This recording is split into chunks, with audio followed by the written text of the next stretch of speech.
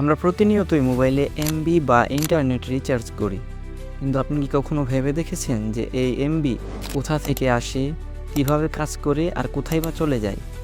তো চলুন আজকের ভিডিওতে এমবির পোস্টমর্টেম করি। এমবি বা মেগাবাইট হলো তথ্য মাপার একক।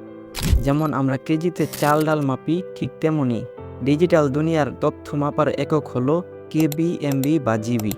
আপনি যখন কোনো ওয়েবসাইটে যান বা ভিডিও দেখেন, তখন আপনার ফোন সেটিকে সেই ভিডিওর সার্ভার থেকে এনে আপনাকে দেখায়, আর এই আনা নেওয়ার পথেই এমবি খরচ হয়। কিন্তু কিভাবে খরচ হয় সেটি আজকে জানব। ধরুন আপনি অনলাইনে কোনো একটা খাবার অর্ডার করলেন, তখন সেই অর্ডার প্রথমে পৌঁছায় কোনো রেস্টুরেন্টে। তারপর সেই রেস্টুরেন্টে সেই খাবার রান্না করা হয়। তারপর সেই রান্না করা খাবার আপনার বাসায় ডেলিভারি করা হয়, আর তারপর আপনার কাছ থেকে সেই অর্ডারের টাকা কেটে নেওয়া হয়। ঠিক তেমনি আপনার ফোন থেকে ডাটা রিকোয়েস্ট যায় সার্ভারে, এবং সেখান থেকে তথ্য ফেরত আসে, এবং পথে আপনার এমবি কেটে নেই মোবাইল কোম্পানি। কিন্তু এই বিষয়টা এতটাও সহজ না। তবে এই জটিল বিষয়টাকে আমরা খুবই সহজে বোঝার চেষ্টা করব। আপনি যখন মোবাইলের ইন্টারনেট অন করেন, তখন মোবাইলের ভিতরে থাকা ছোট্ট একটি যন্ত্র যার নাম মডেম, সেটি রেডিও সিগন্যাল তৈরি করে। আর সেই রেডিও সিগন্যাল দ্রুত ছুটে চলে যায় আপনার পাশের মোবাইল টাওয়ারে, যেটি আপনি দেখতে পান আপনার বাসা, স্কুল কিংবা রাস্তার পাশে।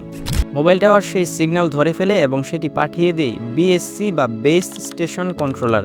বিএসসি আবার সেই সিগন্যাল পাঠিয়ে দিই এমএসসি বা মোবাইল সুইচিং সেন্টারের কাছে। এমএসসি মূলত সেই জায়গা যেখান থেকে আপনার ফোনের ইন্টারনেট রিকোয়েস্ট মেইন সার্ভারে পৌঁছানো হয়। এবার এমএসসি এই রিকোয়েস্ট পাঠিয়ে দিই জিজিএসএন বা গেটওয়ে সাপোর্ট নর্ডের কাছে, আর সেখানেই মূলত আপনার ফোন ইন্টারনেটের সাথে সংযুক্ত হয়। তারপর জিজিএসএন থেকে রিকোয়েস্ট যায় ফেসবুক, ইউটিউব, টিকটক কিংবা আপনি যেখানে ঢুকতে চাচ্ছেন সেই সার্ভারে। আপনি যদি তখন ইউটিউবে ভিডিও দেখতে চান, তাহলে ইউটিউব সার্ভার আপনার সেই ভিডিওর ডেটা ঠিক আগের পথ ধরেই পাঠিয়ে দিবে। তারপর আপনার ফোন সেই ভিডিওর ডেটা রিসিভ করবে এবং আপনার স্ক্রিনে দেখাতে শুরু করবে। এবার আসি এমবি কাটার কাহিনীতে। এমবি মূলত একটা সংখ্যা মাত্র, যেটা মোবাইলের ইন্টারনেট সার্ভারের অনুমতি হিসেবে কাজ করে। আপনি যখন গ্রামীণ, বাংলা লিংক কিংবা রবি সিমে কোনো নির্দিষ্ট পরিমাণে এমবি কিনেন, তখন সেই সিম কোম্পানি আপনার সিমে সেই নির্দিষ্ট পরিমাণ সংখ্যার একটা লিমিট সেট করে। তখন আপনি মোবাইলের কোন কাজে কত এমবি খরচ করছেন তা মোবাইল কোম্পানির ওসিএস বা অনলাইন চার্জিং সিস্টেম হিসেব করে রাখে। এই সিস্টেম মূলত মিলি সেকেন্ডে হিসেব করে, কে কোন ওয়েবসাইটে গেল, কি দেখলো, কত সেকেন্ড দেখলো, সবই এখানে হিসাব করা হয়। ধরুন আপনি আপনার ফোনে 70 এমবি দিয়ে একটা ভিডিও ডাউনলোড করলেন, তখন সেই সিস্টেম হিসেব করে আপনার সিমের লিমিট থেকে সেই 70 এমবি কেটে নেয়। সবশেষে বলা যায় এমবি এমন কিছু না যেটা মোবাইলে জমে থাকে কিংবা কোথাও চলে যায়।